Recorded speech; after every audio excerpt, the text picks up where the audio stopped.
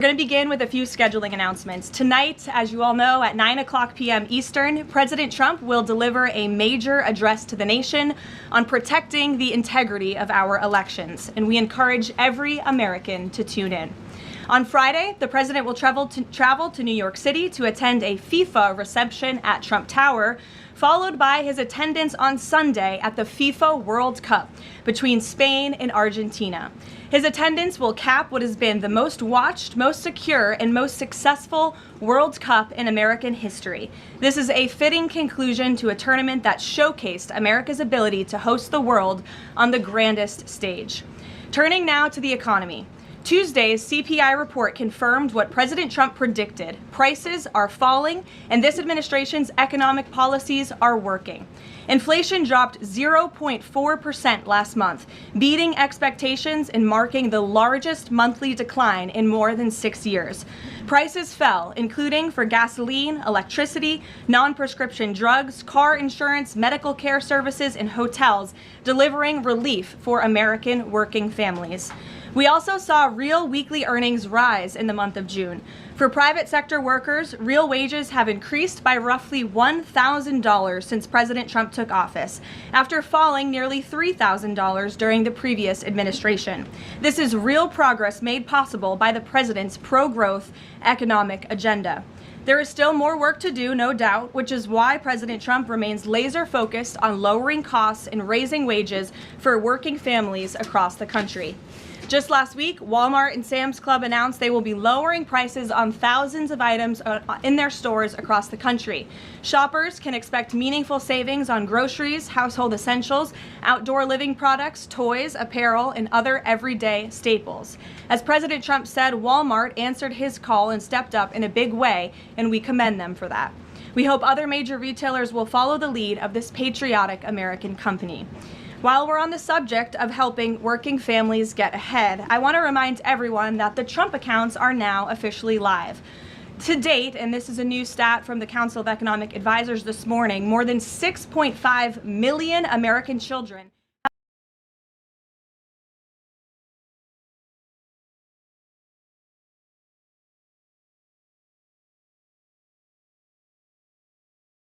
to literally transform the financial future of this country.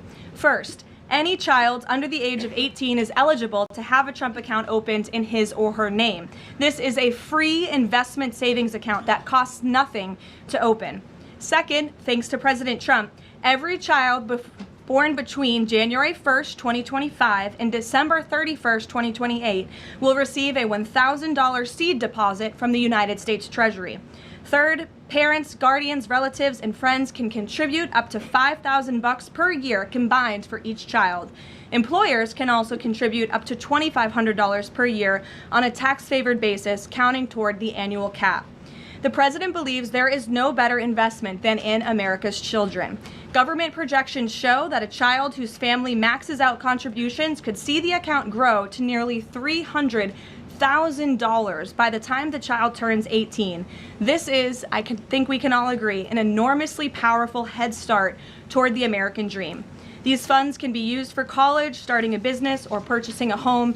This is truly a transformational, nonpartisan program. So I encourage everyone listening with a child to establish a Trump account today for your child and tell everyone you know with children to do the same. The app is also incredibly inviting and easy to use for parents at home. Finally, let's turn to the border. Brand new numbers this week from the Department of Homeland Security and Customs and Border Protection confirmed that for the 14th straight month, this administration has released 0 illegal aliens into the United States. Again, let me reiterate, the 14th straight month, not a single illegal criminal alien has been entered into our country, released into our country by this administration. Illegal crossings in June remained at historic lows, and southwest border apprehensions are down 94% compared to the same period under the Biden administration. These numbers speak for themselves. Thanks to President Trump's strong leadership and unwavering commitment to law enforcement, America has the most secure border we have ever had in our nation's history.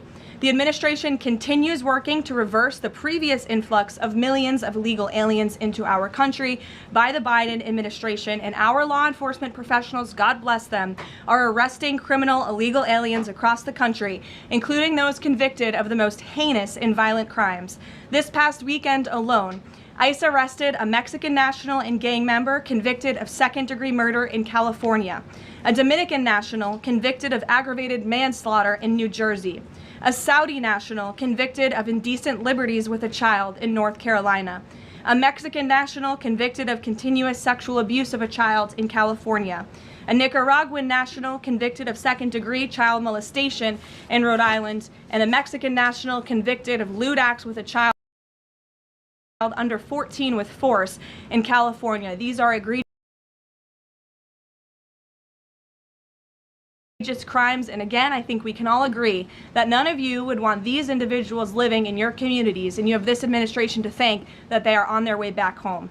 The American people delivered a decisive mandate to arrest and deport these dangerous criminals, and President Trump is wholeheartedly committed to delivering on that mandate every day. He will never waver in his duty to defend our homeland and protect the American people, and he has proven without a shadow of doubt that the chaos and the lawlessness that we saw every single day at the border and across our country under the Biden administration was a choice, and it is a choice this president has chosen not to make. While this work is far from finished, the border is secure, and deportations will continue. With that, I'll take your questions today. I look forward to doing so. I know there's a lot of news. We have two people in our new media seats today, Rachel Bade and Ben Black. Rachel, why don't you kick us off? Ben will give you a question, and then we'll get to the rest of all of you. Thanks, Rachel. Thanks, Caroline. Welcome back to the briefing room, and congrats on your baby. Thank you. Two questions, Sure. if I may. The first one, a fun one for your first day back. You now have two babies under 2 years old. I do. As someone who has a 4-year-old, I can only imagine how little you are sleeping right now. What is your one tip or secret to women who want to have it all, the kids and the hard charging career? Well, thanks for the question, Rachel, and it is really good to be back with all of you. I don't think there is a secret. You just have to show up every day and keep going, and it really does take a village. Take the opportunity to shout out to my husband, who's home with our babies right now. I look forward to returning home later to be with them, but it's challenging. But for me, I view this as more than a job. I view this as public service on behalf of a president who I firmly believe in everything this administration is doing and really creating a better country for my children and their future, and I'm very grateful for that. Blessed to both be working in this job, but also to have two beautiful babies at home. And as you know, Rachel, and any mom in this room knows, there's nothing better than being a mother. So thanks for the question. Babies are the best. Okay, a question about tonight. There are a lot of Republicans in this town who very much support the SAVE Act and want to make sure, our elections are upheld, election integrity, top priority for them. But some of them are concerned that tonight's primetime address might focus on, elections of the past, relitigating them rather than voter concerns of today.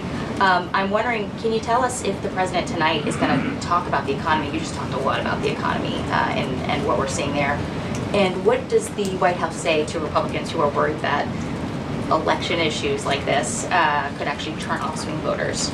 Well, a few things. I would encourage everyone to tune in tonight. I've seen a lot of reporting and frankly misreporting about what the president will say. I think the American people will be relieved to hear what they are hearing from the president of the United States and his commitment to transparency and the focus on the integrity of our elections tonight. I think all Republicans and Democrats should recognize this should be a nonpartisan issue.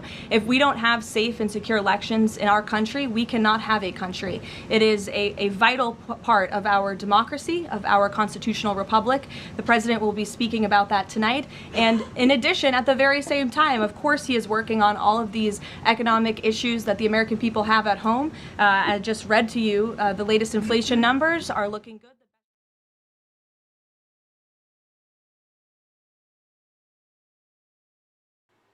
President Trump expected to make a primetime address in just about 10 minutes to talk about the 2020 elections and elections interference. What we are learning is that he plans to talk about it, continuing to talk about how he feels that it was a rigged election. We'll have to see what the president says exactly, but we're also learning that major news networks like ABC, NBC, CNN, excuse me, have decided not to air the speech due to false information that could likely happen during the speech, and they will only air on the streaming channels and not on network TV. They will have post analysis and experts on their networks after the fact, but they will not air the full speech. We come back to the press briefing from earlier today, where Caroline Levitt was asked about the primetime address along with other topics. Show in sports in the world, and we are a kind people, we are hardworking people, and we have the best country on the planet. And I know I've loved seeing the videos from foreigners from around the world who have traveled to the United States, and have been quite surprised about how lovely and enjoyable the United States is. I don't think we get enough credit from the international media around the world, but we encourage everyone to come and experience America for themselves. So thanks for being here. Absolutely. And safe travels home. You're welcome. Caroline. Garrett. Caroline, welcome back. Good to see you. Likewise. To the degree that this speech tonight is about elections past, not elections upcoming, the 2020 election has had dozens of recounts, lawsuits, audits. 2024 election widely believed to be safe and secure. There's not really any question about that. A lot of people look at this. Because it was too big to rig. Well, I think a lot of people look at this There's a and massive amount of votes for this president. That's why he's in the Oval Office right now. No one disputes that. And there were a significant amount of votes for Joe Biden, who won in 2020. I mean, I think the question is, why is the president unable to let this go? Well, first of all, Garrett, I think part of the problem is that the media has refused to acknowledge that tens of millions of Americans across the country share the concerns of this president about the sanctity of our elections. And your premise of your question, you're jumping ahead to a conclusion in this speech before even hearing it yourself. I think that everyone should tune in tonight, including the people in this room, and you should report on the president's speech and the findings that he is going to reveal in this speech with a little bit of honesty and a little bit of integrity, because it will shock you if you have an honest eye listening to the president tonight, and everything he is saying will be backed by facts and by evidence that will be provided this evening. And again, Garrett, I think all Americans, Democrat, Republican, should agree that we are the greatest country in the history of the world. We should have the safest and most secure elections in the history of the world. And what the president will be speaking about tonight will show you that perhaps that is not the case, and we need to make some adjustments moving forward, including the Save America Act, as Rachel pointed out, is a key legislative priority for this president on Capitol Hill, and he wants to see all senators and members of Congress voting in favor of the Save America Act, because it's crucially important as we move forward. Aisha. Hi, Caroline. Welcome back. And Thank you. I'm assuming the pink is for your baby girl. You know, I didn't think that, but I guess it is now. Thank you. We've talked a little bit about what the president might say tonight, but the other question is, who is running the teleprompter tonight after this report that the other guy is now under investigation for making money off of reading the president's speech? Obviously, I'm aware of the report. The president is too. I spoke with him about it. He believes it's deeply unfortunate and frankly a disgrace. And the individual that was cited in that report is complying with the CFTC, but has been put on paid administrative leave. So there will be a teleprompter operator tonight, of course, but it will not be the one, unfortunately, in that story. And one more on Iran. The vice Caroline Levitt answered about the teleprompter guy who had been behind the president, controlling his teleprompter and the speeches he has made in the last decade. ABC News reported this morning that he had been making bets on a gambling app on what would be said in a speech for the president. Obviously, this has now sparked an investigation and an unpaid leave due to the fact that he has access to those speeches from the president way much earlier than anybody else. We'll see where the investigation continues, but as Caroline Levitt said, there will be a different person doing that tonight. And we'll see how the proceedings move forward for this person who has been behind Trump and doing this exact job for the last decade. Let's go back to the press briefing as we have 4 minutes until President Trump makes his speech. Will the president accept the results of November's elections? Look, Ed, you should tune into the president's speech tonight before you jump ahead to conclusions about what's actually in the speech. Again, I've seen a lot of reporting and misreporting about what the president will say. We hope CBS will take the speech, and all Americans should take it. Okay, but I'm not presuming anything. I'm just asking whether he accepted the results. Caroline, two questions on the Trump accounts. First, following the birthright citizenship case, is there concern that babies that are born to illegal immigrants here in the United States are not excluded from these accounts?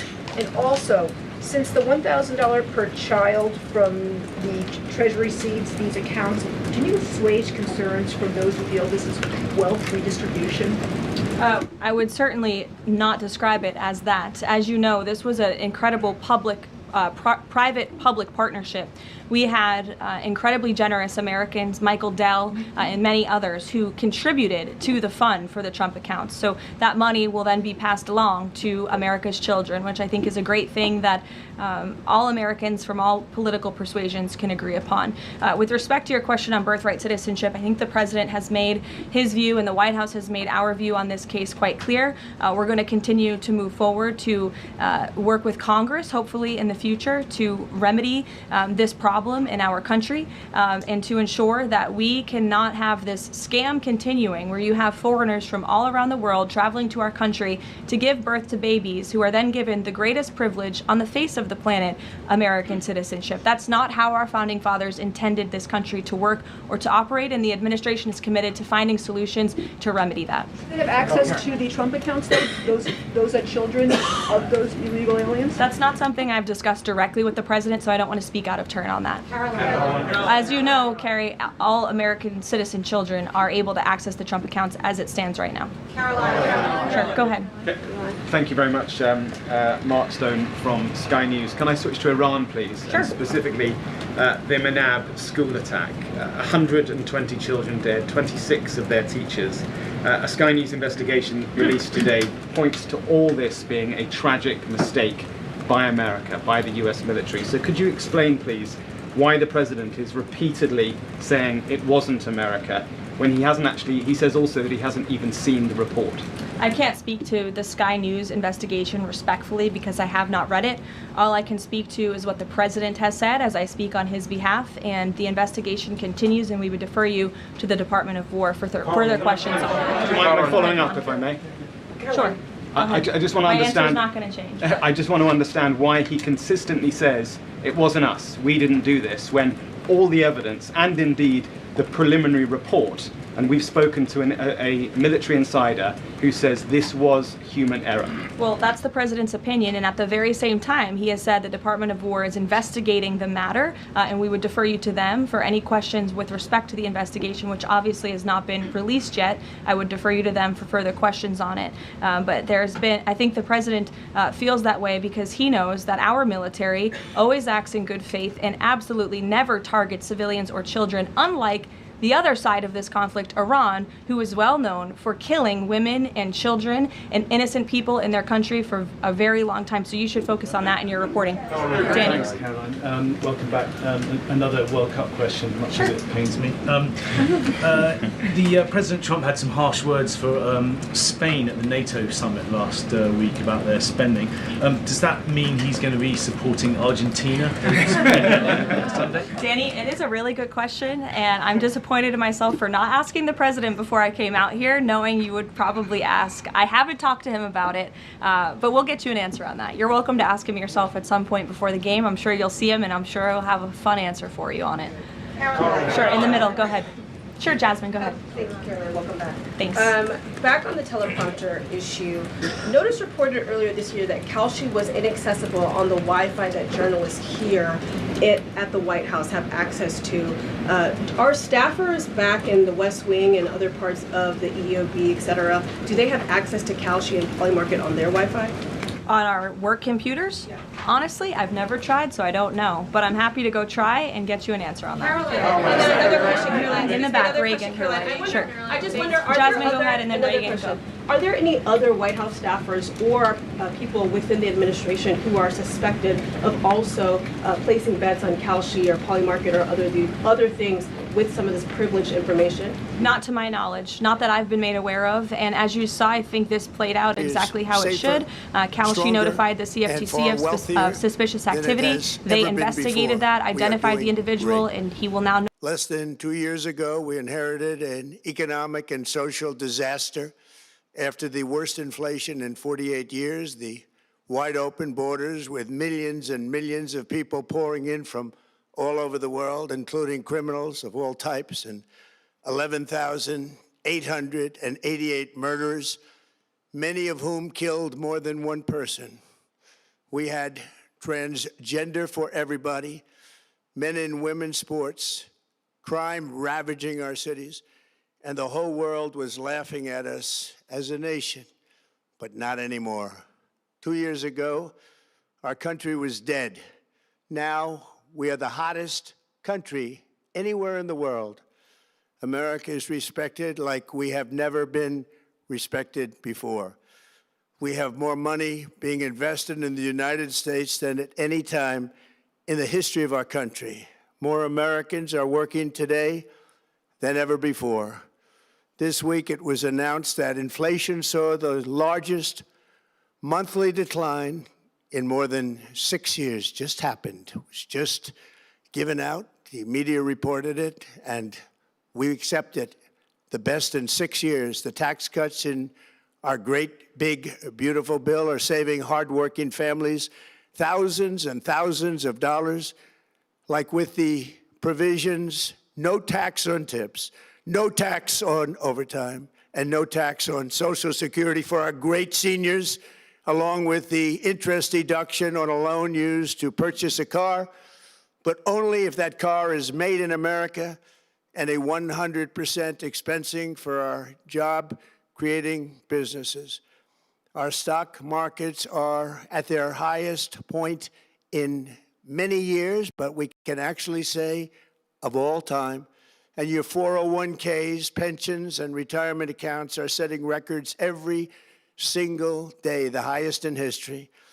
For years, we paid the highest price for prescription drugs anywhere in the world. Now we pay the lowest price under my most favored nation's policy, because I was able to get the rest of the world and the pharmaceutical companies to act responsibly. Drug prices are coming down by 70, 80, and 90%. TrumpRx.gov, this will ultimately reduce the cost of health care. You have to go to TrumpRx.gov and take advantage of it. But the cost of health care is coming way down because of what we've done with prescription drugs. And with Trump accounts, every child in America now has access to a tax-free investment account to save for their future. Billions and billions of dollars are being invested, put in by companies and individuals to take care of our children so that at age 18, they will have potentially hundreds of thousands of dollars in their account, and they'll get off to a great start in life. So for that, go to TrumpAccounts.gov and sign up your child or any child who'd like to sign up. Our previously wide open borders have been transformed into the most secure borders in the history of our country, with 0 illegal aliens being admitted to the United States in the past 14 months. That is 0. Nobody thought it was possible. We had the worst border in the history of our country, and now we have the best. Crime is plummeting nationwide, with the murder rate at its lowest level since 1900, or more than 125 years ago. We're making a record investment in our armed forces, and we have the strongest and most powerful military by far anywhere in the world. I built it during my first term, and unfortunately, we're forced to use it now. We won in Venezuela, which is now working with us to produce millions and millions of barrels of oil. We are likewise winning big in Iran, and you will see the fruits of that labor very, very shortly. America is back and doing really well, but we still have a major challenge that must be urgently addressed because no country can be great without fair and honest elections. You have to trust your country because if there can be no trust, there can be no greatness. And that's very simple. No trust, no greatness. For many years, I've called for bold, swift, and decisive action to protect the integrity of America's elections. Every American deserves to know that when they cast their vote, that vote will be counted accurately in a system, and that is to make that system secure, one where cheating and interference are not just difficult, but virtually impossible. Unfortunately, the system we have today falls catastrophically short of that standard. Tonight, I'm announcing the immediate declassification and release of critical intelligence revealing shocking vulnerabilities in our election infrastructure. This evidence shows that the election system we have dangerously exposes and really exposes like levels never thought possible to hacking, exploitation, and foreign interference. Just as disturbingly, this vital information has for many years been covered up and hidden from you, the American people, our beautiful, our great American people. But that all changes right now. The documents we will release starting tonight have been gathered by the White House Government Transparency Task Force, a great group of people, along with the staff of the President's Intelligence Advisory Board, supported by our top intelligence agency chiefs, who have all personally reviewed the findings. We are presenting this evening and fully confirmed their authenticity. You can see these documents for yourself at whitehouse.gov. That's whitehouse.gov. Go check it out. Our purpose in disclosing this information is not to weaken confidence in election, but to earn that confidence by confronting vulnerabilities and correcting them very, very quickly. And that's what we're doing.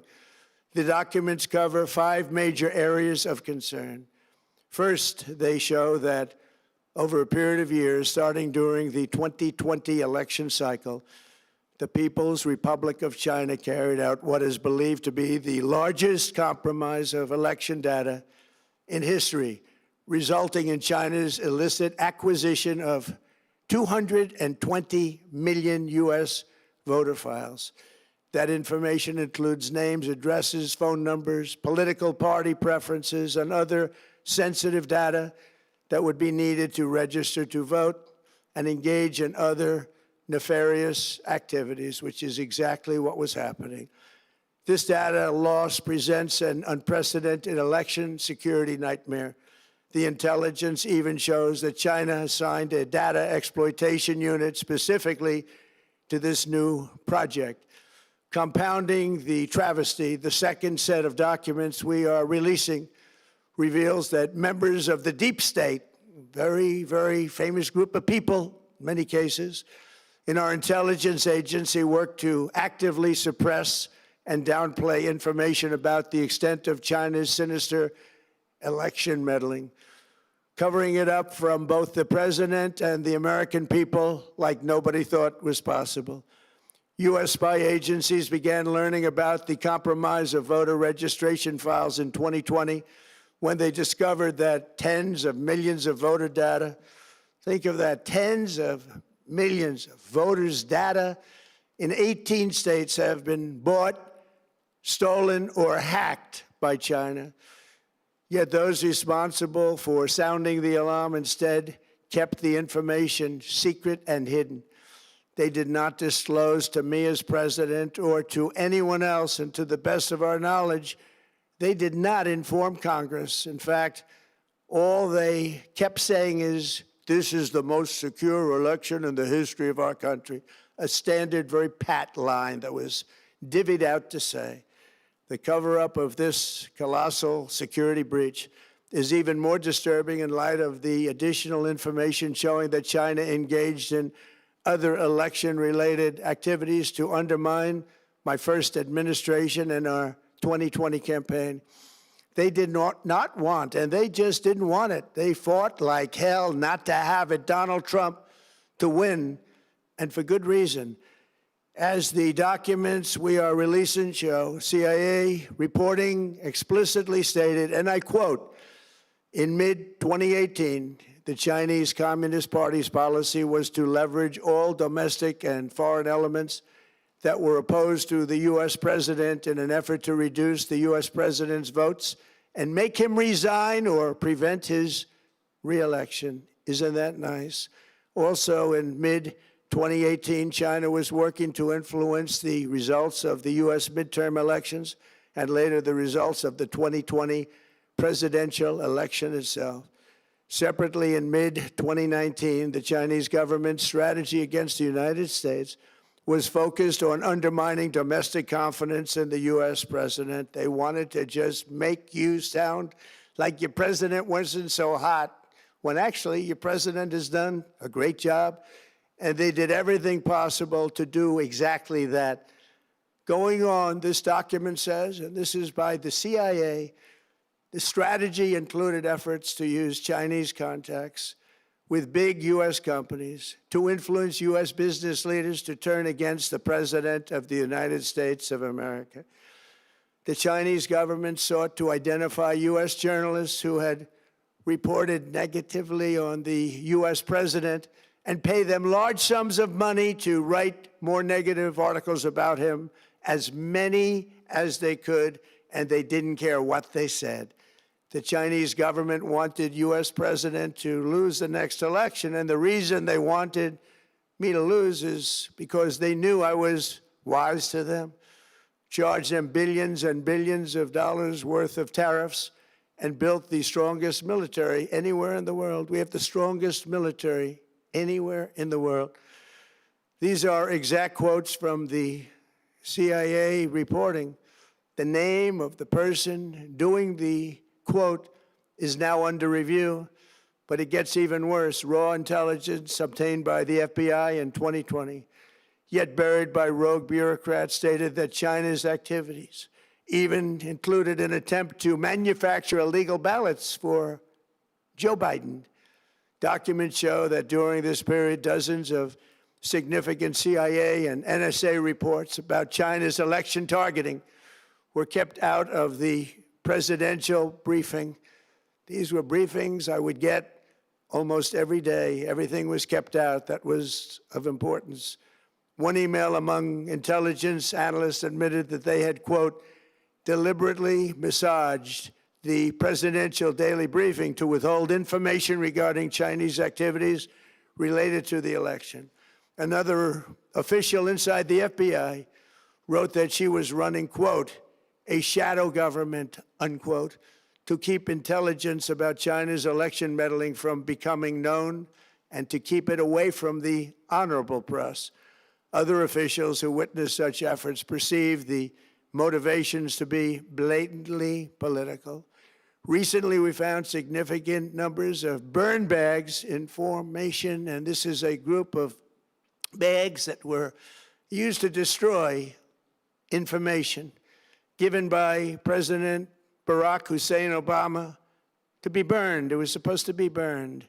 These bags were supposed to be at a different level by different people, incinerated and checked, but it never happened. Maybe we got lucky. We believe this was not done on purpose, but rather through gross incompetence of the people that were supposed to burn the bags. But the findings are stunning. Today, I'm asking the Office of the Director of National Intelligence, the Department of Justice, the FBI, and the CIA to investigate how and why such crucial information was hidden, to fire those involved in the cover-up, and to file criminal charges, if appropriate, against these people. Yet concealing China's meddling was only the beginning.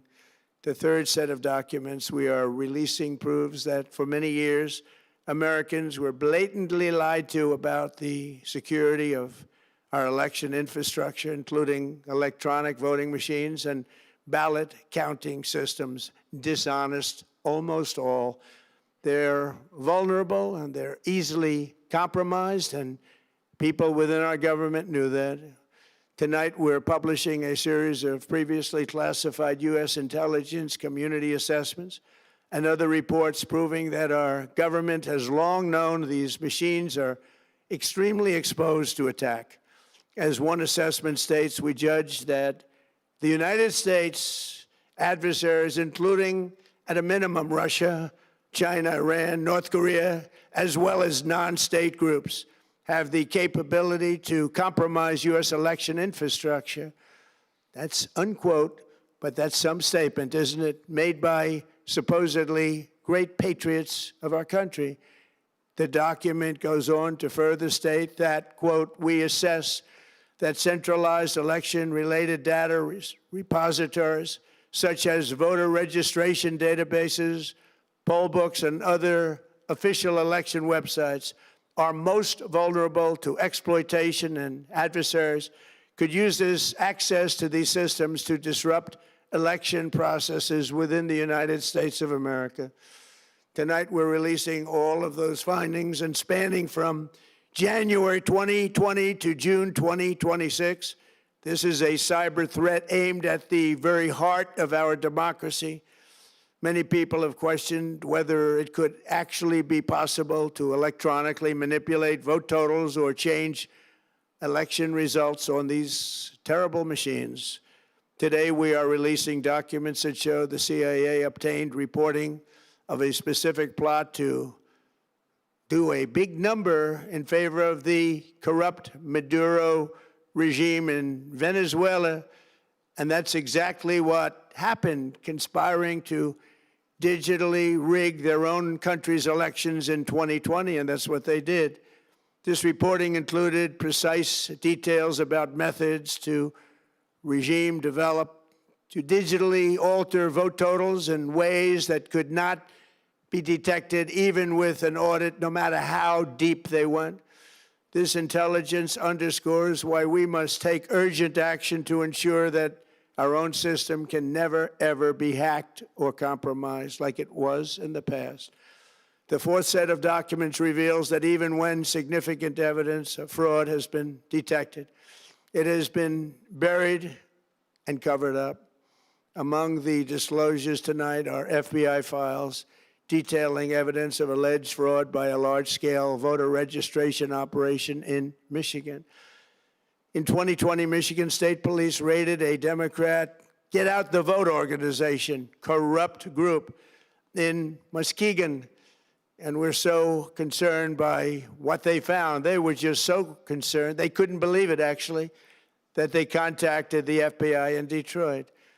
The documents state that some canvassers admitted to FBI agents that they signed voter registration forms in other people's names, submitted fraudulent registration for people who did not exist, and received gift cards tied to their number of applications that they produced. In other words, it was pay, play, and cheat. The FBI agents working on the case believe that crimes were committed, yet the Biden Department of Justice slow-walked the investigation and killed it. Tonight, I'm asking the FBI director to ensure that the matter is fully investigated and to work with the Department of Justice to prosecute those responsible for any crimes. Finally, to reveal just how vulnerable our elections continue to be, we are releasing the results of a stunning investigation by the Department of Homeland Security. According to the DHS review, state voter rolls and public records, they identified approximately 278,000 non-citizens who are registered to vote in federal elections. Since Democrat states refuse to share their voter files, the real number is actually much higher than that. Yet, even this limited analysis found more than 250,000 foreigners illegally registered to vote. Put together, these disclosures reveal an election system so broken and so vulnerable that no one can possibly defend it. It is not defensible. Hundreds of millions of U.S. voter files are in the hands of foreign governments. Our machines and ballot counting systems are exposed to hacking and manipulation and corruption. China and other countries have been trying to meddle in our elections. Evidence of fraud has been buried. Hundreds of thousands of non-citizens and dead people are listed and active on the voter rolls, and yet we still have elections with no voter ID, no proof of citizenship, and tens of millions of ballots floating aimlessly through the mail. As one example of the insanity, California's recent election for mayor of LA and governor was held on June 2nd, a long time ago, but it was just completed a few days ago on July 10th. Think of that, much more than 1 month. Took a month to count the votes. I wonder what they were doing. This is worse than any third world country. There's no third world country that has elections like we have. In a rare move, NBC and ABC Fake News have both said that they would not cover this speech. They knew what it was about because of the fact that they don't like the topic, because they know how corrupt our system is and they don't want to reveal it. They and others in the media are part of a plot. They want to continue this fraud for whatever reason. They want to keep it going. They want to protect the radical left. They can't have a great country, and that's true. You can't have a great country without free and fair elections. Fraud like this should mean a revocation of their licenses. They use our public multi-billion-dollar in value airways for absolutely no money. They pay nothing. All we want is honesty in our elections and honesty in reporting. They pay nothing for multi-billion-dollar assets. Great damage has been done to our country. Our elections were left vulnerable to being rigged and stolen, and the trust of the American people was lost. This cannot be allowed to continue. Every American, whether you're a Republican, Democrat, Independent, or otherwise, should be able to agree that we deserve the most secure, honest, and fair election system anywhere in the world. Secure elections should be a partisan, really, we should be together, Democrats, Republicans, Independents, everybody, and it should not be a partisan issue. It should cause to unite us, not to divide us. This should be a cause. We should be united, not divided. In light of the brand new and irrefutable information I have revealed tonight, my administration is in the process of notifying the states whose election data was compromised by the People's Republic of China and many others. We will be working closely to mitigate any harm, and we're taking swift action to ensure that sensitive voter data is better protected so we can never be bought, we can never be hacked, and we can never watch a stolen election again. Tomorrow, the Secretary of Homeland Security will hold a briefing to outline his department's recent work confirming cyber vulnerabilities in our electronic voting systems. They are bad. We're in the process of informing governors, senators, and members of Congress of potential issues in their states.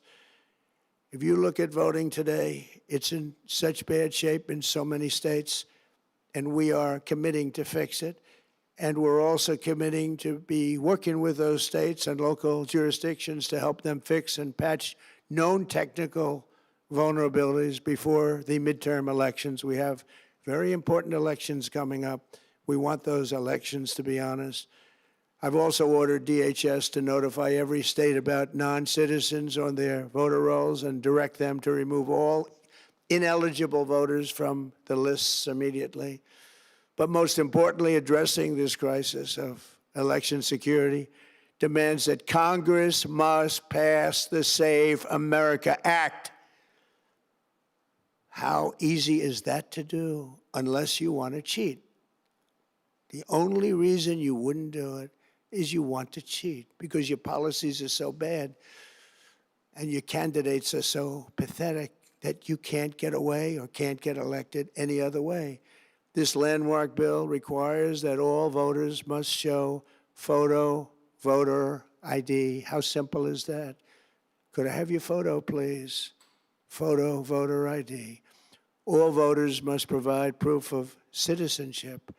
Are you a citizen of our country, please? And hopefully there will be no corrupt mail-in ballots, which if you watched California and so many other places, mail-in ballots are inherently corrupt.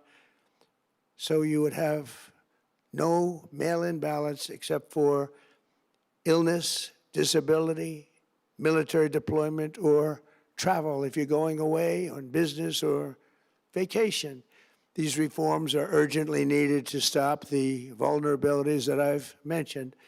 To all Americans, I ask you to pick up your phone tomorrow, call your representatives in the House and Senate, and demand that they pass the Save America Act without delay.